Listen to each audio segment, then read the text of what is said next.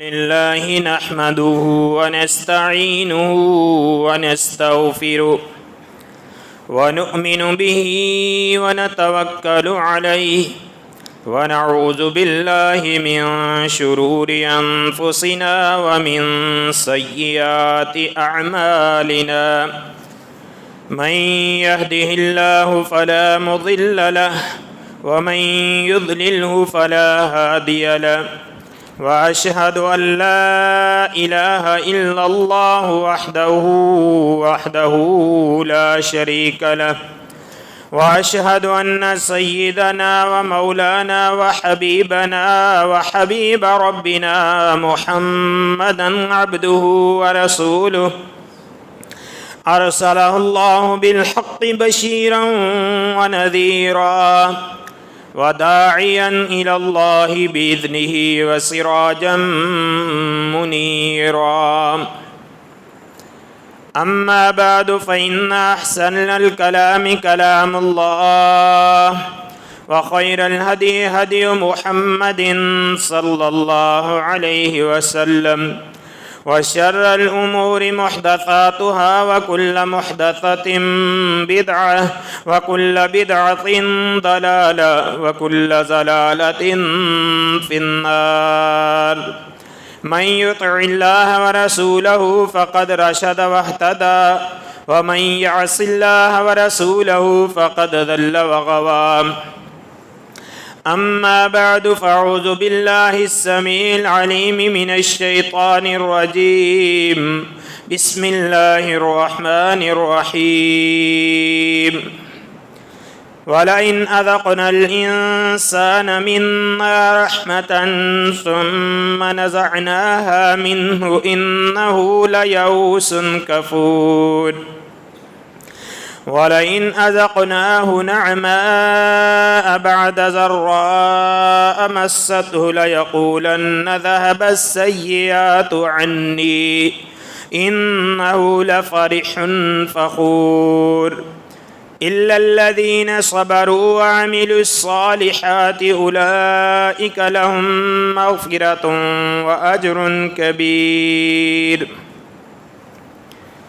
وقال رسول الله صلى الله عليه وسلم عجبا لأمر المؤمن إن أمره كله له خير وليس ذلك لأحد إلا للمؤمن إن أصابته سراء فشكره فكان خيرا له وإن أصابته ضراء صبره فكان خيرا له أو كما قال عليه الصلاة والسلام. اللهم صل على محمد وعلى آل محمد كما صليت على إبراهيم وعلى آل إبراهيم إنك حميد مجيد. اللهم بارك على محمد وعلى آل محمد كما باركت على إبراهيم وعلى آل إبراهيم إنك حميد مجيد. اللهم رب اشرح لي صدري ويسر لي أمري واحلل عقدة من لساني يفقهوا قولي. رب زدني علما سبحانك لا علم لنا إلا ما علمتنا إنك أنت العليم الحكيم. ولئن أذقنا الإنسان منا رحمة ثم نزعناها منه إنه ليئوس كفور. اور اگر ہم انسان کو اپنی طرف سے اپنی رحمت چکھاتے ہیں پھر وہ رحمت وہ نعمت اس سے ہم واپس لے لیتے چھین لیتے ہیں انہ لیئوس کفور تو بے شک یہ نا امید ہو جاتا ہے اور ناشکری کرتا ہے. وَلَئِنْ أَذَقْنَاهُ نَعْمَاءَ بَعْدَ ضَرَّاءَ مَسَّتْهُ اور اگر اس کو تکلیف پہنچنے نقصان مصیبت پہنچنے کے بعد ہم اپنی طرف سے نعمتیں چکھائیں لَيَقُولَنَّ ذَهَبَ السَّيِّئَاتُ عَنِّي تو یہ کہتا ہے مجھ سے ساری پیشانیاں جاتی رہی ہیں. إِنَّهُ لَفَرِحٌ فَخُورٌ پھر بڑا خوش ہوتا ہے فخر کرتا غرور و تکبر کرتا ہے. الا الذین صبروا وعملوا الصالحات، سوائے ان لوگوں کے جنہوں نے صبر کیا اور نیک اعمال کیے، اولئک لہم مغفرۃ واجر کبیر، یہی وہ لوگ ہیں ان کے لیے بخشش ہے اور اللہ تبارک و تعالیٰ کی طرف سے بہت بڑا اجر ہے۔ رسول اللہ صلی اللہ علیہ وآلہ وسلم نے فرمایا، مومن کا معاملہ بڑا ہی تعجب والا ہے، اس کے ہر معاملے کے اندر خیر ہی خیر ہے، بھلائی ہی بھلائی ہے، اس کے لیے اللہ تبارک و تعالیٰ کی طرف سے خیر ہی خیر ہے۔ وَلَيْسَ ذَلِكَ لِأَحَدٍ إِلَّا لِلْمُؤْمِنِ، اور یہ مومن کے علاوہ کسی دوسرے کو حاصل نہیں ہے۔ ان اصابتہ سراء شکر، اگر اس کو کوئی خوشی پہنچتی ہے، کوئی نعمت ملتی ہے، اس پر شکر کرتا ہے، فکان خیر لہ، یہ بھی اس کے حق میں بہتر ہے۔ وَإِنْ أَصَابَتْهُ ضَرَّاءَ صَبَرَ، اگر اس کو کوئی نقصان پہنچتا ہے، کوئی مصیبت پریشانی آتی ہے تو یہ صبر کرتا ہے، فَكَانَ خَيْرًا لَهُ، یہ اس کے حق میں بہتر ہے۔ ہر قسم کی حمد و ثنا، تعریف کی بڑائی پاکیزہ کلمات اللہ مالک العلام ذوالجلال والاکرام کی مقدس بابرکت ذات کے لیے ہے۔ اس مال کے دو جہاں کی جتنی بھی تعریف کی جائے کم ہے۔ مختصر حمد و ثنا کے بعد درود و سلام ہوں امام الانبیاء سید الاتقیاء خیر الورا احمد مجتبیٰ آمنہ کے لال پیکر حسن و جمال پیغمبر بے مثال حضرت محمد الرسول اللہ صلی اللہ علیہ وآلہ وسلم کی ذات گرامی پہ۔ محترم بھائیو بزرگو، اللہ تبارک و تعالی ہم سب کا خالق اور مالک ہے، اور اس دنیا کی زندگی کو اللہ تبارک و تعالی نے ہمارے لیے امتحان قرار دیا ہے۔ اور یہ آیات کریمہ جو میں نے آپ کے سامنے تلاوت کی ہیں، اس میں اللہ تبارک و تعالی نے عمومی طور پر انسانوں کا مزاج اور ان کی عادت کا ذکر کیا ہے، لیکن کچھ لوگوں کو اللہ تبارک و تعالی نے استثناء قرار دیا ہے۔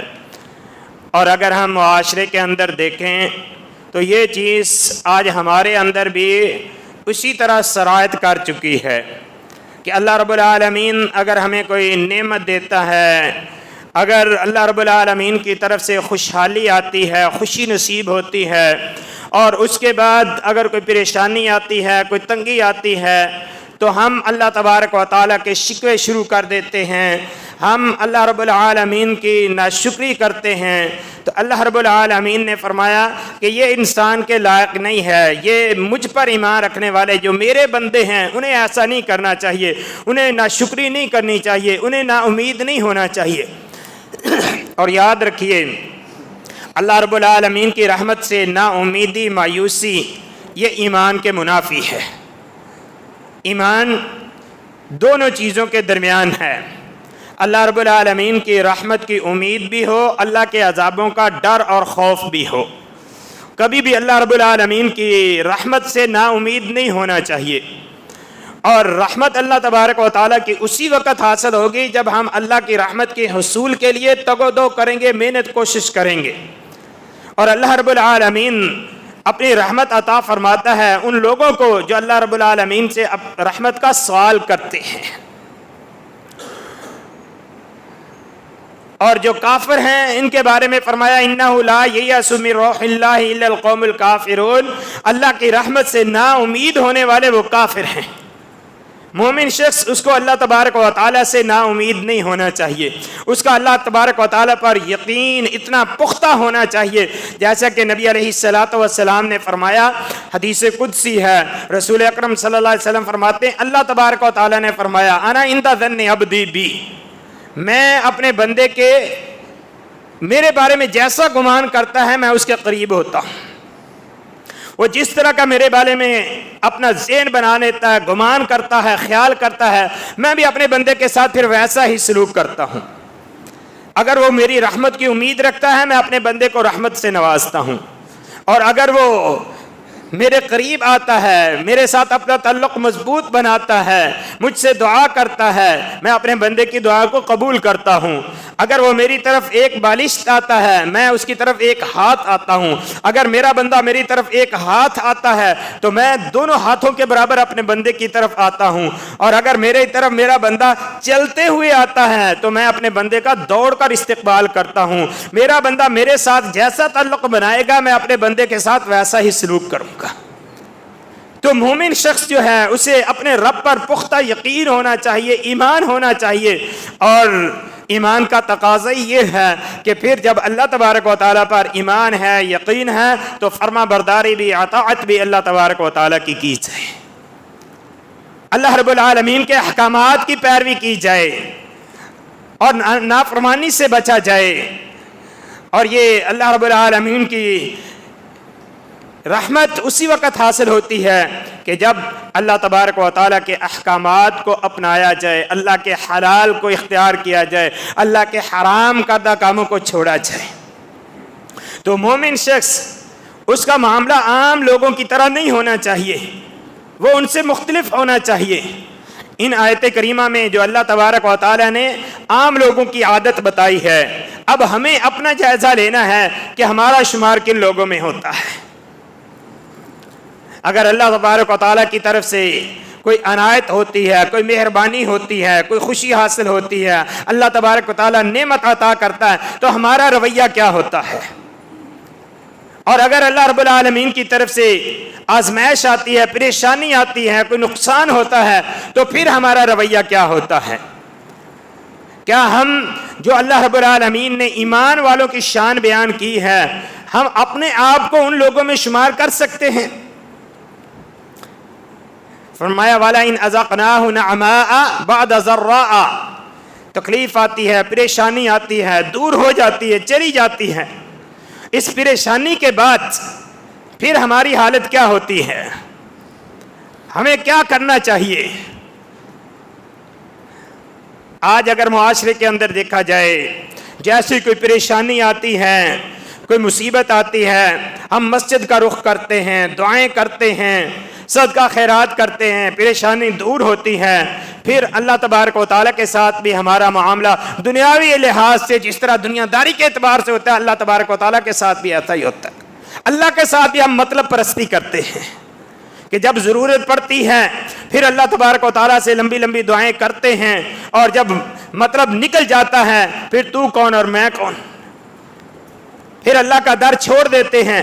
پھر ہمارا سارے کا سارا در مدار انحصار وہ دنیاوی اسباب پر ہوتا ہے، مادیت پر ہوتا ہے.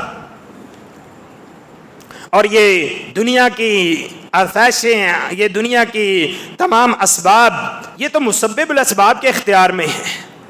یہ اللہ رب العالمین جب چاہے ان اسباب کو واپس لے لے، ان کو چھین لے. اور یہ دنیا کی زندگی کو تو اللہ تبارک و تعالیٰ نے بڑے پیارے انداز سے ایک مثال دے کر سمجھایا ہے. اللہ تبارک و تعالیٰ فرماتا ہے انما مثل الحیات الدنیا، بے شک اس دنیا کی مثال، فرمایا وہ کس طرح ہے؟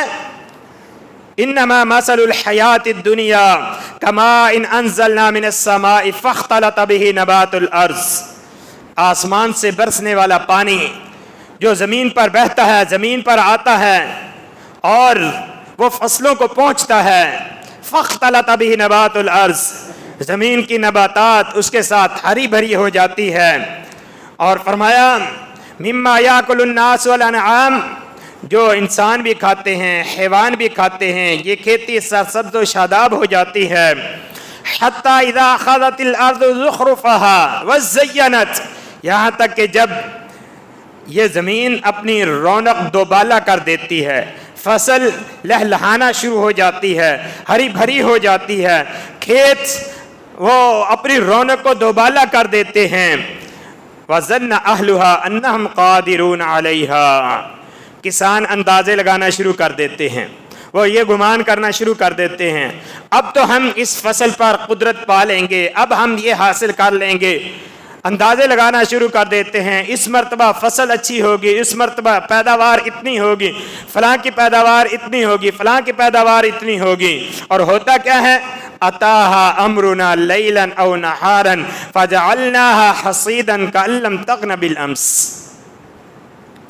فرمایا ہمارا حکم رات کو آتا ہے یا دن کو آتا ہے، کبھی بارش کی صورت میں، کبھی اولوں کی صورت میں، ژالہ باری کی صورت میں، کبھی آندھی کی صورت میں، اور یہ کھڑی لہلہاتی فصل جو تیار فصل ہے، فرمایا اس کو ہم اس طرح بھوسا بنا دیتے ہیں، اس کو تہس نہس کر دیتے ہیں، اس کو تباہ و برباد کر دیتے ہیں، کَأَلَّمْ یَغْنَ بِالْأَمْسِ، ایسے لگتا ہے کہ کل یہاں کچھ تھا ہی نہیں۔ اللہ رب العالمین یہ انسان کو سمجھاتا ہے، اس مثال کے ساتھ انسان کی زندگی کو سمجھایا گیا ہے کہ انسان کی زندگی بھی اسی طرح ہے۔ انسان اپنے دنیاوی معاملات میں مگن ہوتا ہے، کاروبار میں مگن ہوتا ہے، دنیا کی ترقی میں لگا ہوتا ہے، آج میں نے یہ کر لیا ہے، کل میں نے یہ کرنا ہے، میرا کاروبار سیٹ ہو گیا، میں نے گھر بنانا ہے، میں نے یہ کرنا ہے۔ فرمایا کہ وہ اپنے اس دنیاوی معاملات میں پورے جوبن پر ہوتا ہے اور رونق دو بالا ہوتی ہے۔ اب وہ سمجھتا ہے پریشانی کے دن گزر گئے ہیں، تنگی کے دن گزر گئے ہیں، اب تو عیشیں ہی عیشیں ہیں، اب آرام ہی آرام ہے، اب کاروبار چل پڑا ہے۔ فرمایا کہ اچانک اللہ تبارک و تعالیٰ کی طرف سے بلاوا آ جاتا ہے، اس کے سارے منصوبے وہ دھرے رہ جاتے ہیں، اس کی یہ ساری کھڑی فصل تباہ ہو جاتی ہے، اس کو کچھ بھی ہاتھ نہیں آتا، اور آخرت میں اللہ تبارک و تعالیٰ کی بارگاہ میں پہنچتا ہے تو اللہ تبارک و تعالیٰ سب سے پہلا سوال کرتا ہے، ہاں میرے لیے کیا لے کے آیا ہے؟ دنیا میں تو نے کاروبار سیٹ کر لیا، اولاد کو سیٹ کر لیا، گھر بنا لیا، یہ کچھ کر لیا، وہ کچھ کر لیا، لیکن اس آخرت کے گھر کے لیے کیا بنا کر آیا ہے؟ اس کے لیے کیا لے کے آیا ہے؟ اور پھر وہاں پر اگر کسی نے آخرت کے لیے کچھ کیا ہوگا تو وہی کچھ جواب دے سکے گا، وہی کامیاب ہو سکے گا، اور اگر صرف دنیا کی مادیت کی دوڑ میں ہی پوری زندگی بسر کر دی، پوری زندگی کھپا دی، آخرت کی فکر ہی نہ کی، نہ اللہ کے حقوق کا خیال کیا، نہ حقوق العباد کا خیال کیا، تو پھر اللہ تبارک و تعالیٰ کی بارگاہ میں جائے گا تو تہی دامن ہوگا، خالی ہاتھ ہوگا، پھر وہاں پر نامرادی خسارے کے علاوہ کچھ حاصل نہیں آئے گا۔ آج میرے بھائیوں ہم بھی دیکھیں، اللہ رب العالمین ہمیں طرح طرح سے جھٹکے دیتا ہے، سمجھاتا ہے، اور اس دنیا کی زندگی کو ہمارے لیے اللہ رب العالمین نے ایک نعمت قرار دیا ہے۔ یہ اللہ تبارک و تعالیٰ کی نعمت ہے، جس نے اس کی قدر کی آخرت میں وہ خوشحال ہوگا، جس نے اس کی قدر نہ کی، صرف دنیا کو دنیا نہیں سمجھ کر کمایا اور دنیا کو دنیا تک ہی رکھا، آخرت کی کوئی فکر نہ کی، تو پھر اس کے لیے آخرت میں سوائے خسارے کے کچھ نہیں ہے۔ کتنے لوگ آج ایسے ہیں زندگی کا مقصد پتہ ہی نہیں ہے، صبح اٹھتے ہیں تو یہی ہے کہ آج مزدوری کے لیے جانا ہے، دکان کھولنی ہے، کام کرنا ہے، نماز تک نہیں پڑھتے، پنجگانہ نماز ایک سائڈ پہ رہ گئی۔ ایسے بدبخت بھی ہیں، اپنے آپ کو مسلمان کہلوانے والے ہیں، مسلمانوں کے محلے میں رہتے ہیں، مسجد کے پڑوس میں رہتے ہیں، اور اپنے آپ کو مسلمانوں کی اولاد کہلواتے ہیں، لیکن جمعہ پڑھنا نصیب نہیں ہے۔ جمعے کے ٹائم پہ بھی، حالانکہ اللہ تبارک و تعالیٰ کا کیا فرمان ہے، یا ایھا الذین آمنوا اذا نودی للصلاۃ من یوم الجمعۃ فاسعوا الی ذکر اللہ وذروا البیع۔ اے ایمان والو، جمعے والے دن جب جمعے کے لیے تمہیں پکارا جائے، جمعے کے لیے اذان ہو جائے، جمعے کے لیے بلایا جائے، اس وقت وذروا البیع، تجارت چھوڑ دو، فاسعوا الی ذکر اللہ، اللہ کے ذکر کی طرف بھاگو، نماز کے لیے آؤ، جمعے کے لیے آؤ، تجارت کو چھوڑ دو۔ اور یاد رکھیے، جمعے کی اذان ہونے کے بعد جو شخص کاروبار کرتا ہے اس کا وہ کاروبار حلال نہیں ہے۔ آج ہم اپنے آپ کو مسلمان کہلوانے والے کتنے لوگ ایسے ہیں کہ جو جمعے کے دوران بھی اپنے کاموں پہ لگے ہوئے ہوتے ہیں، اور پھر ہم شکوہ کرتے ہیں کہ ہمارے مسائل، دنیاوی مسائل کھڑے ہیں، پریشانیاں ہیں، بیماریاں ہیں، رزق کے اندر برکت نہیں ہے، گھر کے اندر نا اتفاقی ہے، ناچاکی ہے۔ یہ ساری چیزیں کیوں ہیں؟ اصل وجہ یہ ہے کہ ہم اللہ تبارک و تعالیٰ کے جو احکامات ہیں ان کو چھوڑ دیتے ہیں، ہم سارے کا سارا انحصار دنیاوی اسباب پر کرتے ہیں، اور یہ دنیاوی اسباب یہ ہمارے پھر کام نہیں آتے، پھر ہمیں پریشانیاں لاحق ہوتی ہیں۔ ہاں فرمایا الا الذین صبروا وعملوا الصالحات، وہ لوگ جنہوں نے صبر کیا اور نیک عمل کیے۔ اگر اللہ تبارک و تعالیٰ سے کی طرف سے خوشحالی پہنچتی ہے تو تب بھی اللہ تعالیٰ کا دار نہیں چھوڑتے۔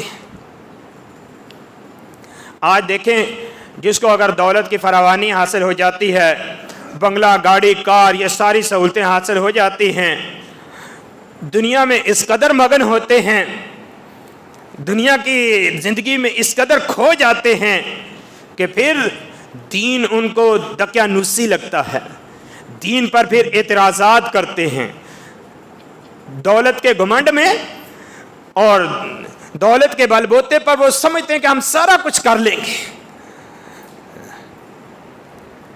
اور اگر اللہ رب العالمین کی طرف سے پکڑ آتی ہے تو پھر گڑ گڑاتے ہیں، پھر عاجزی انکساری کرتے ہیں، پھر اللہ تبارک و تعالیٰ کی طرف آتے ہیں۔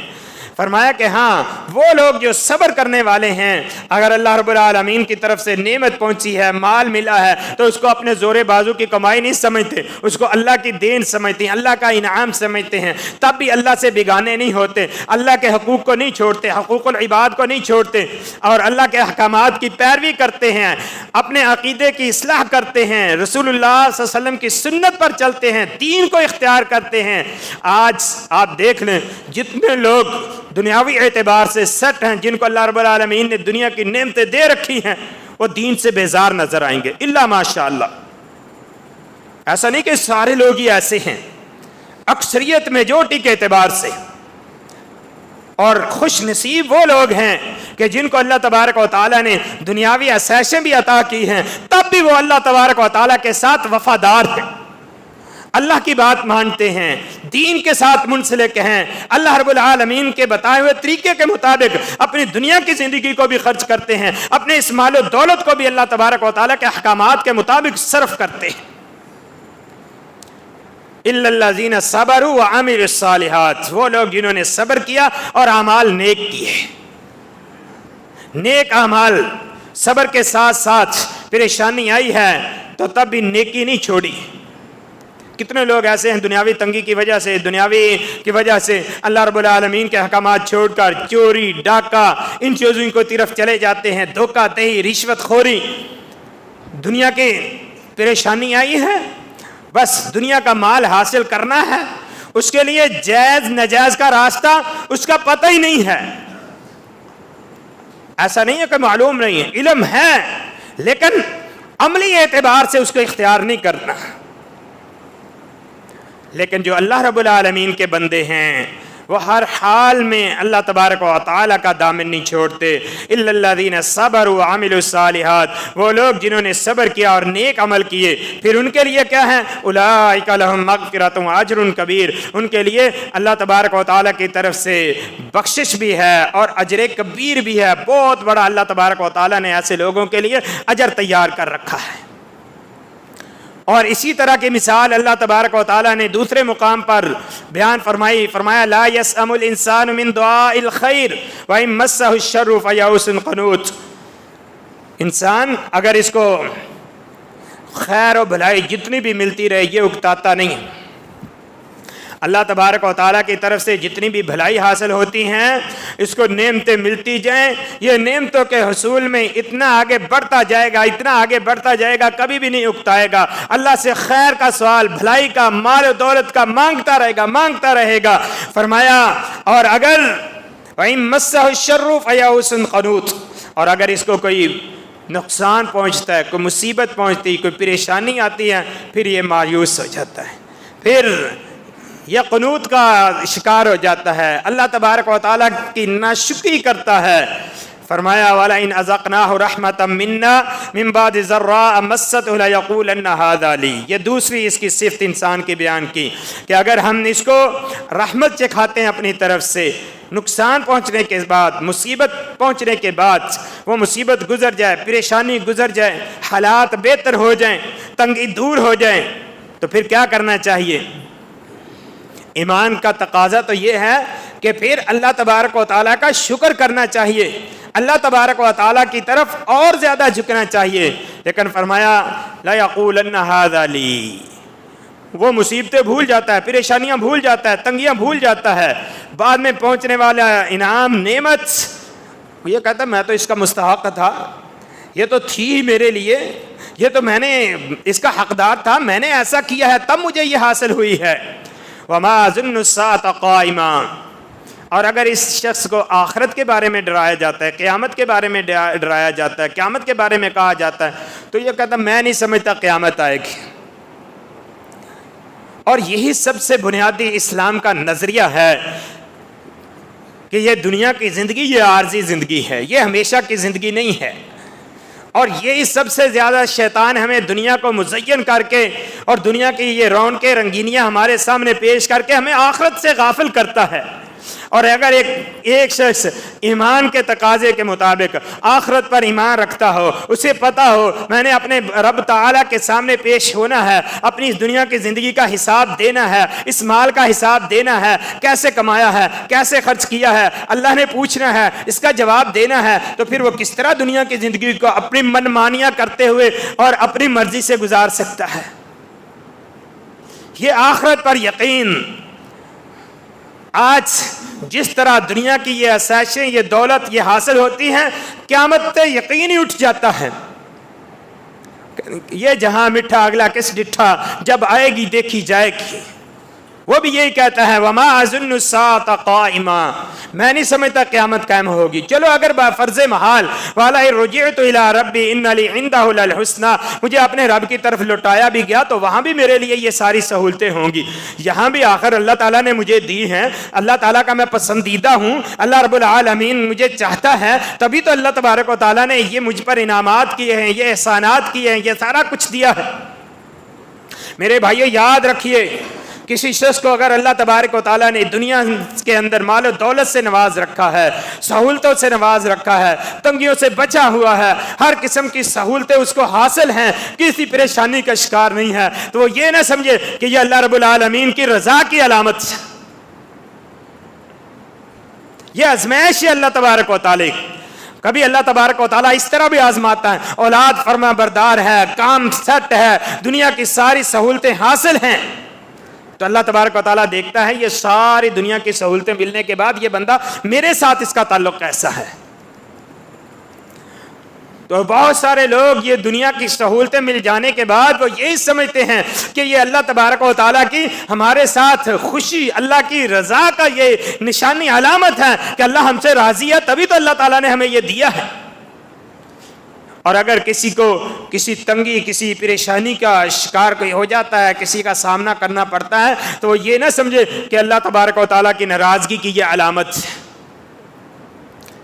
کبھی اللہ تبارک و تعالیٰ ناراض ہو کر اپنے بندوں کو دنیا میں اعتبار سے آزماتا ہے، تنگیوں میں مبتلا کرتا ہے، تو مومن شخص کے لیے تو وہ بھی خیر والا معاملہ ہے. اس میں وہ صبر کرے، اللہ سے دعا کرے، اللہ کی فرما برداری کرے. اللہ تبارک و تعالی ہر قدم کے بدلے میں، ہر چیز کے بدلے میں، ہر پریشانی کے بدلے میں اس کے گناہوں کو معاف کرتا ہے، اس کو اجر و ثواب عطا فرماتا ہے.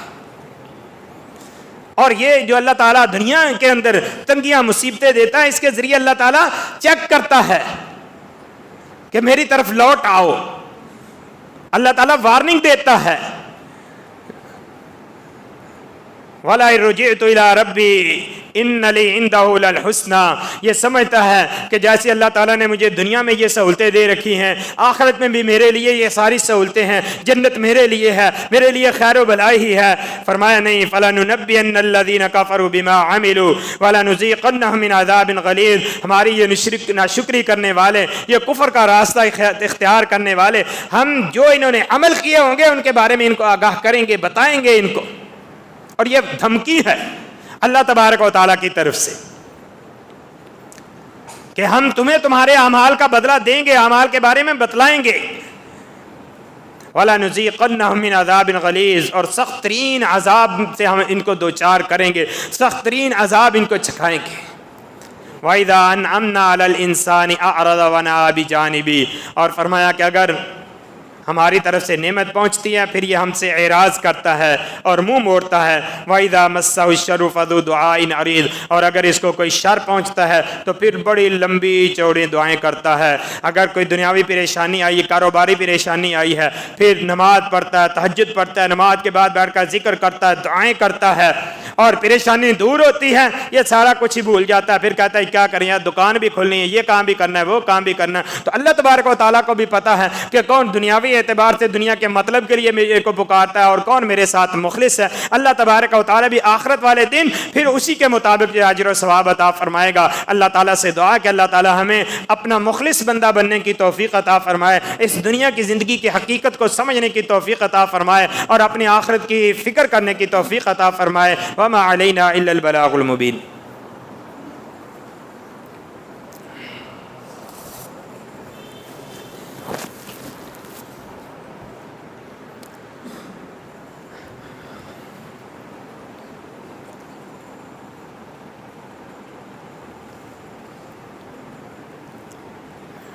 الحمد لله نحمده ونستعينه ونستغفره ونعوذ بالله من شرور أنفسنا ومن سيئات أعمالنا من يهده الله فلا مضل له ومن يضلله فلا هادي له وأشهد أن لا إله إلا الله وحده لا شريك له وأشهد أن محمدا عبده ورسوله.